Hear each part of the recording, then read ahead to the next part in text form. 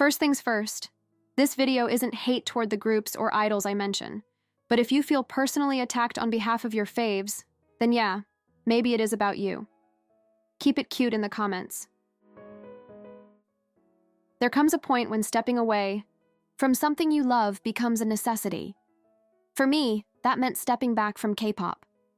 Life was overwhelming, and trying to balance content creation with real-life struggles only made things worse.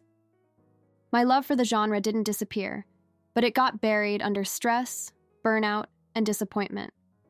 When I finally felt ready to come back, hoping to reconnect with what once brought me joy, I was met with chaos. Controversies were everywhere. Kiss, of Life's birthday livestream that turned into a modern-day minstrel show. BM casually mumbling the N-word, Young Posse literally rotating the letter N 90 degrees like that changed the meaning, and the resurfacing of Blackpink's pre-debut, leaks by a supposed YG leaker. It didn't feel like a return to something I loved. It felt like a pop quiz on my values. Then I watched a Wire Shreds video, which I highly recommend, and her words cut deep. Next comes the rebranding of behavior. Instead of calling it racism, we get vague euphemisms like problematic or tone deaf. All of this creates a cushion and makes the truth feel less uncomfortable to confront. And once all that groundwork is laid, then comes the dismissiveness.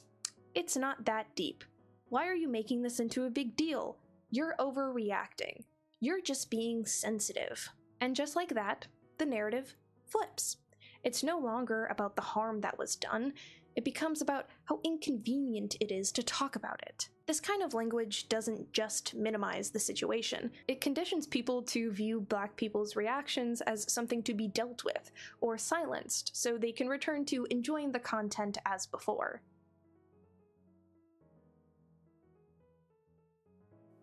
This isn't just a K-pop issue. It's a mirror of broader cultural rot. The same way Kanye stans still excuse his behavior because graduation shaped their teenage years. The message is disturbing. Great art buys moral immunity. Fandoms are emotional by nature, but K-pop takes it further. It thrives on parasocial intimacy. Fans don't just support idols, they feel bonded to them, like soulmates, best friends, or extensions of themselves. That bond can be beautiful, but it's also why the cognitive dissonance hits so hard when idols mess up. Let's define terms, because I know those were big words for Elmo. Cognitive dissonance is the psychological tension that happens when your beliefs don't match your actions, or when someone you admire does something that contradicts what you stand for. And when fans feel that tension, they do everything they can to relieve it. They minimize, they excuse, they rewrite the narrative. Case in point, a Young Posse member rapped a verse containing the N-word. Instead of skipping it or replacing it, she rotated the N 90 degrees and let it rip like a damn Beyblade, as if changing the angle somehow changes the intention. Meanwhile, Stacey is out here proving that it's possible to dodge that word with grace. And yet, here we are in the big year of 2025 still struggling with the absolute bare minimum. Make it make sense. Or BM from Card. When a clip surfaced of him mumbling the N-word, fans swore they didn't hear anything.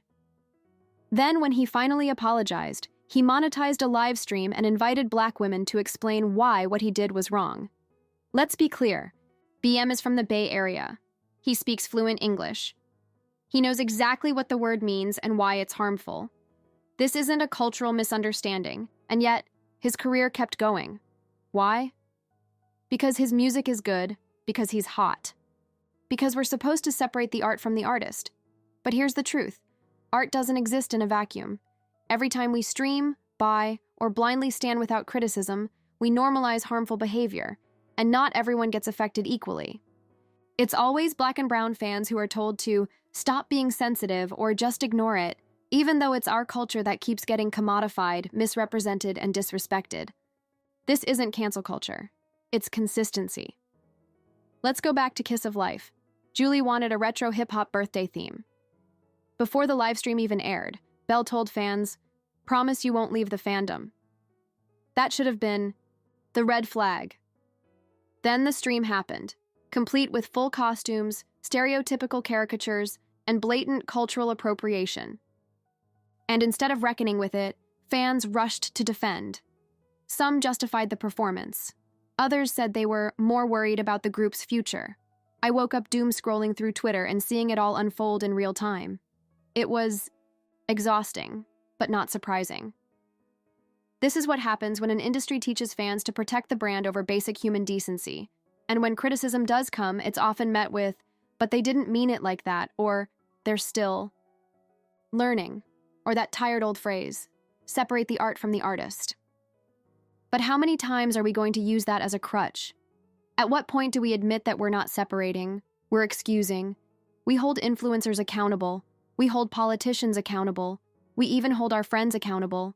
So why are idols the exception? Why do our morals get so flexible when the beat is good and the visuals are pretty? Coming back to K-pop has been sobering.